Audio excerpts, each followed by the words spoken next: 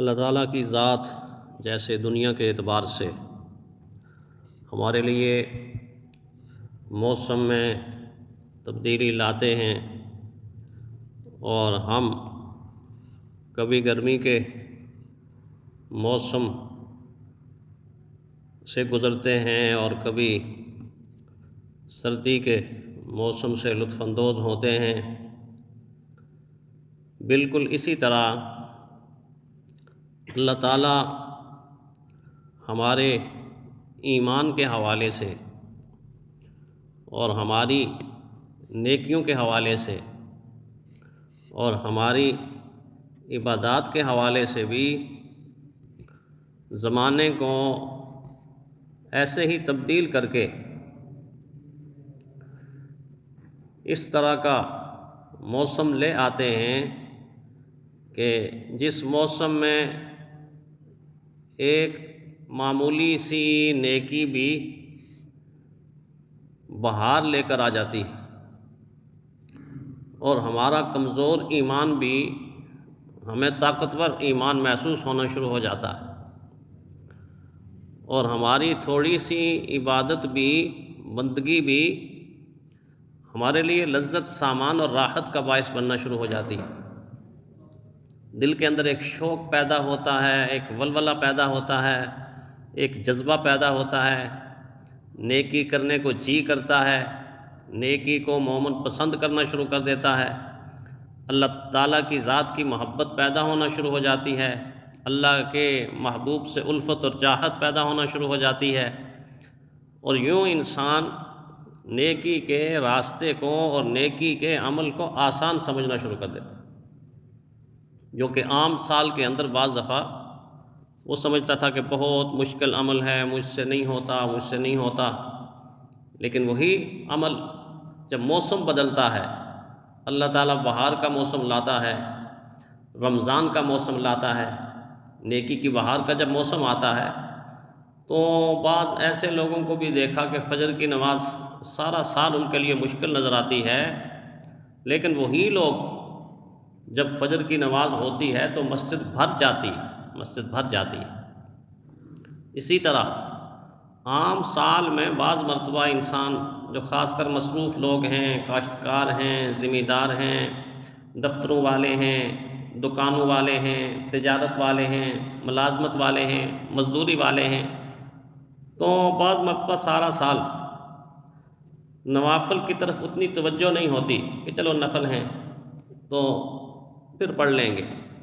لیکن انہی لوگوں کو دیکھا جاتا ہے کہ رمضان میں اللہ کی توفیق سے فرائض تو پورے کرتے ہی ہیں، نوافل میں بھی دلچسپی لینا شروع کر دیتے، نفل بھی پڑھنا شروع کر دیتے۔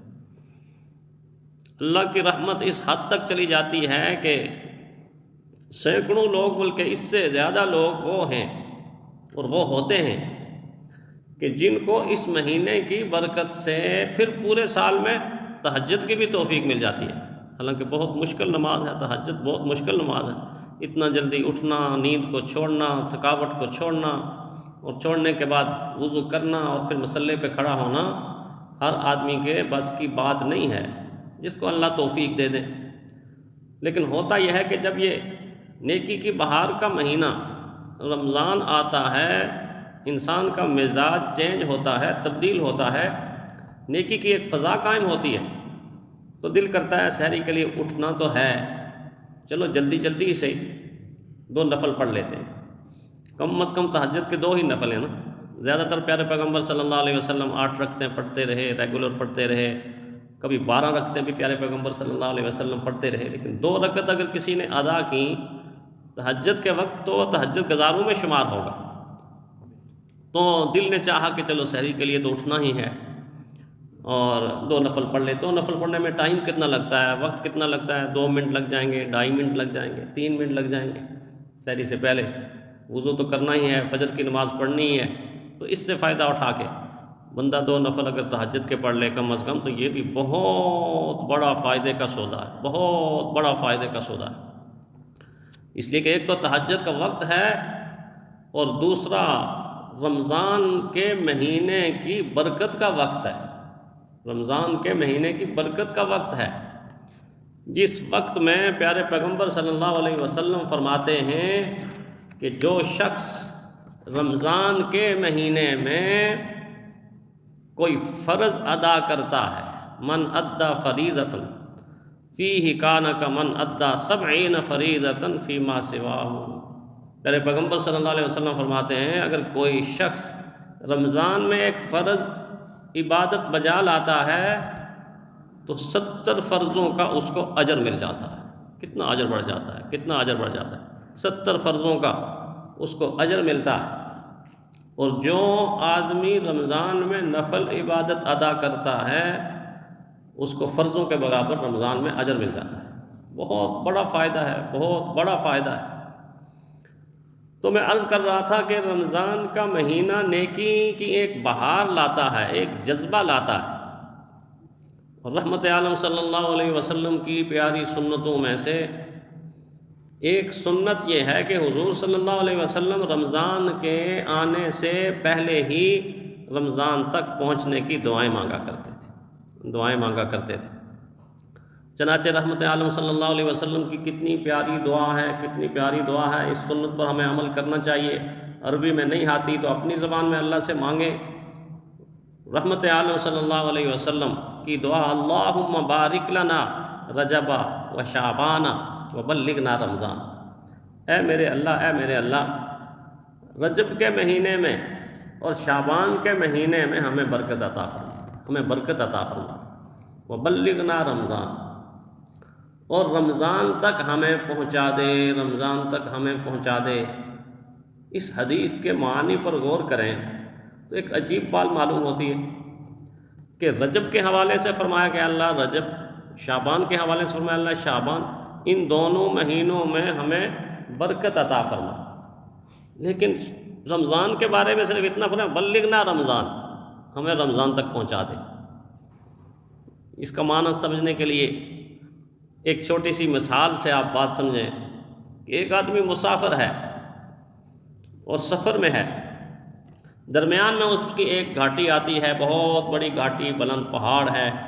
پھر اس بلند پہاڑ کو سر کر کے آگے جب نکلتا ہے تو دوسرا بلند پہاڑ ہے، اور ان دونوں پہاڑوں کو جب کراس کرتا ہے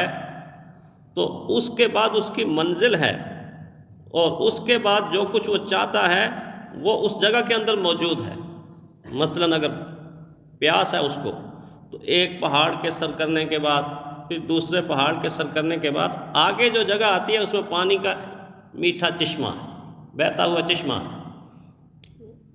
تو وہ یہ دعا کرتا ہے، اے اللہ اس گھاٹی کو خیر و عافیت سے گزار دے، اگلی جو گھاٹی ہے اس کو بھی خیر و عافیت سے گزار دے، اور جو اس سے اگلی جگہ ہے وہ اس کو پتہ ہے کہ اس میں تو خود بخود ہی پانی کی ایک بہار ہے اور ایک چشمہ جاری ہے، تو وہاں پہنچوں گا تو وہ خود بخود ہی مجھے حاصل ہو جائے گا، لہٰذا رجب کے مہینے کے بارے میں فرمایا اللہ اس میں بھی برکت عطا فرما، شعبان میں بھی برکت عطا فرما۔ اللہ تو رمضان تک پہنچا دے، رمضان تو ہے ہی برکت ہی برکت، وہاں پہنچ کے تو برکت ہی برکت ہو، وہ تو سراپائے برکت ہے، مجسمہ برکت ہے، منبع برکت ہے۔ اس کی ہر صبح برکت، اس کی ہر شام برکت، اس کا ہر دن برکت، اس کی ہر رات برکت،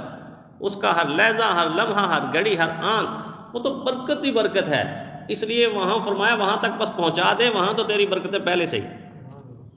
اس انداز سے پیارے پیغمبر صلی اللہ علیہ وسلم نے یہ دعا مانگی، اور پھر جب ماہ مبارک کو اس امت کے سامنے پیش کیا تو ایک سبق یہ دیا کہ دیکھو روزے کی عبادت کو جب اللہ نے توفیق دے دی ہے تو پھر پتہ ہے کتنی دیر کے بعد فرض روزہ تمہیں ملنے والا ہے؟ 1 سال کے بعد۔ تو کون ہے جس کو یقین ہوگا کہ اگلا سال نصیب ہوگا کہ نہیں؟ آگاہ اپنی موت سے کوئی بشر نہیں، سامان 100 برس کا، پل کی خبر نہیں۔ تو پھر جب تمہیں معلوم ہی نہیں ہے کہ 365 یا 360 دن گزارنے کے بعد، 300 دن گزارنے کے بعد اگلے رمضان تک تم پہنچو گے بھی یا نہیں پہنچو گے، تو بس یوں اپنے آپ کو تیار کرو، پہلے روزے سے ہی تیار کرو، بلکہ روزے سے پہلے ہی اپنے آپ کو تیار کرو ذہنی طور پر، ایسا روزہ رکھوں گا جیسا یہ روزہ میری زندگی کا آخری روزہ ہے۔ اگر کسی کو پتہ چل جائے، پہلے بتا دیا جائے کہ دیکھو تجھے ایک ہی روزہ ملنے والا ہے یا ایک ہی رمضان ملنے والا ہے، پھر اس شخص کی عبادت کے اخلاص کا اور دھیان کا اور خشیت کا اور خضوع کا اور خشوع کا اور دل جمی کا، اللہ کے ساتھ کمٹمنٹ کا اور اللہ کے ساتھ تعلق کا کیا عالم ہوگا کہ جس کو پتہ ہو کہ بس یہی ہے میری کل کائنات، یہی ہے میری کل کائنات۔ اور ایسا ہم اپنی آنکھوں سے دیکھتے ہیں، اپنی آنکھوں سے دیکھتے ہیں۔ بعض لوگ ایسے گزرے ہیں کہ جو رمضان سے صرف ایک دن پہلے انتقال کر گئے، ایک دن پہلے انتقال کر گئے۔ بعض ایسے لوگ جو اس ماہ مبارک کے درمیان میں انتقال کر گئے، اپنوں سے جدا ہو گئے۔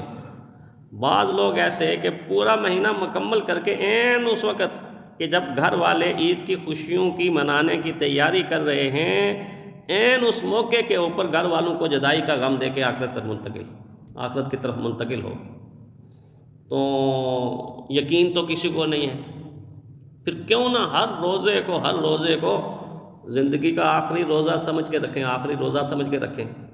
لیکن اس میں ایک بات اور میں کہوں گا، ہے تو بات ظرافت کی بات ہے، کہ کہیں ایسا نہ ہو کہ روزے کو آخری روزہ سمجھ کے رکھیں اور سحری کو آخری سحری سمجھ کے کھانا شروع کر دیں اور افطاری کو آخری افطاری سمجھ کے کھانا شروع کر دیں کہ پتہ نہیں اس کے بعد موقع ملے گا نہیں ملے گا، اللہ جانے کل کیا ہوگا۔ تو آج جو کچھ بھی آیا ہے، پکوڑے آئے ہیں، سموسے آئے ہیں، گڈیریاں آئی ہیں، جلیبیاں آئی ہیں، کھجوریں آئی ہیں، دودھ آیا، سارے کا سارا پتہ نہیں کل موقع ملے گا کہ نہیں، بس یہ آخری افطاری ہے، جتنا کھایا جاتا ہے کھائی جاؤ ایسا نہیں کرنا۔ افطاری کو آخری افطاری نہ سمجھے تو بہتر ہے، سحری کو آخری سحری نہ سمجھیں تو بہتر ہے۔ کھانے کے حوالے سے میں بتا رہا ہوں، عبادت کے حوالے سے نہیں بتا رہا۔ اگر ایسا کریں گے آپ تو بدن پر بوجھ بنے گا، روزے کی لذت دل سے نکل جائے گی، اور جتنا رج کر اور سیر ہو کر آپ کھائیں گے، عبادت میں اتنی ہی قلت اور کمی پیدا ہوتی جائے گی۔ یہ جو کھانا ہے یہ انسان کی طبیعت پر اگر زیادہ کھا لے تو بوجھ بنتا ہے، تراویح نہیں پڑھ سکیں گے صحیح طرح۔ تو اس اعتبار سے سحری کو کھانے کے اعتبار سے آخری سحری نہ سمجھیں۔ بعض لوگ ایسے پانی پی جاتے ہیں، جگ کے جگ پانی سٹور نہیں ہوتا۔ ماہرین نے لکھا ہے کہ صرف اونٹ ایک ایسا جانور ہے، اونٹ جو پانی کو پی کر سٹور کرتا ہے۔ بندہ اونٹ نہیں بن سکتا، انسان اونٹ نہیں بن سکتا۔ اس لیے سحری کے وقت کے بہت سارا پی لوں گا تو دن کو پیاس نہیں، جتنا طبیعت چاہتی ہے